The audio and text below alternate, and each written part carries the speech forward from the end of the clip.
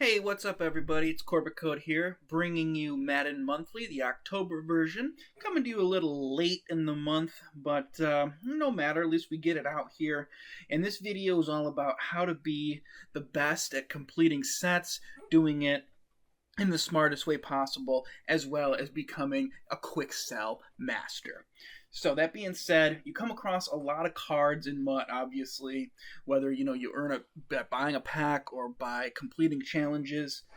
But in this video, I'm going to let you know exactly what you should be doing with each overall card, pending on the overall, and if you're going to quick sell it, if you're going to put it into a set, if you're going to auction it, in order to maximize the amount of coins and training that you're going to get, and most importantly, the set exchanges to give you a boost.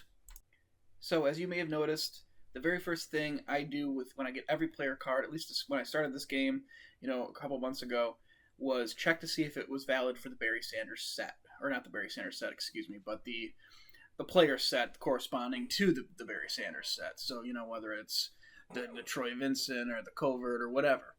You check, you see if your card can go in there, and if it does, great. If not, then I was adding it to other exchange sets, but we'll get into that later, and I'll tell you why there's specific cards that should go into that set and not. But the point is this Barry Sanders set at this point is probably not worth doing, and I'm going to throw some numbers at you and let you know why, because I went through and I kept track of how much each set cost me, how much I was able to sell the player card for, and the power-up, and on average, it ended up being about negative 800 or 8,100 coins. So overall, you're losing typically about, anywhere from 250k to 300k just to do the set. Plus, it's time consuming. And now with Barry Sanders, at one time he was going for almost a million coins, and he was down to 800 something. I've seen him as low as 650k. So at this point, don't really think it's going to be worth it to do the Barry set, but I mean, it could cost you 300k and you could still sell them for maybe 500k, so it could be a 200k profit. Now you may be like, well, what am I talking about? How is this only going to cost me 300k? There's 32 sets. Well, what happens is you complete one of the sets. Let's say you start with the Bears, the Covert. You complete that set and you sell the player. You sell the player card, you sell the power up, you replenish your coins, and then you do the next one. And you keep going. You complete the set, you get the next card, you sell that one, you keep going. And if you're smart about it, you can save the last two or three. Maybe there's three guys you want or two guys you want, two player cards, and you do those last, and then you might even be able to hang on to him and end up with the berry. So that's up to you. So let's get into the next portion of this. At first, I was putting every silver and every gold into an exchange set until I realized that was stupid. And I realized how it broke down, and based on odds and things like that. But for example, if you add any two 60 to 64 players, which Quicksell for 6 training, to the exchange, you're getting back one 65 and 60 through 69 player, which Quicksells for 8 training. So you're spending 12 training to get 8 training essentially. So you're better off not doing anything with the silvers, all the silver cards, 60 through 69 actually, and just quick selling them. That's the bottom line. Quick sell all the 60s.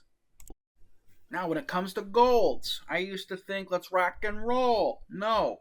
70 overall golds, 11 training. 71 13, 72 16, 73 19, and 74 overall gold goes for 24 training quick sell.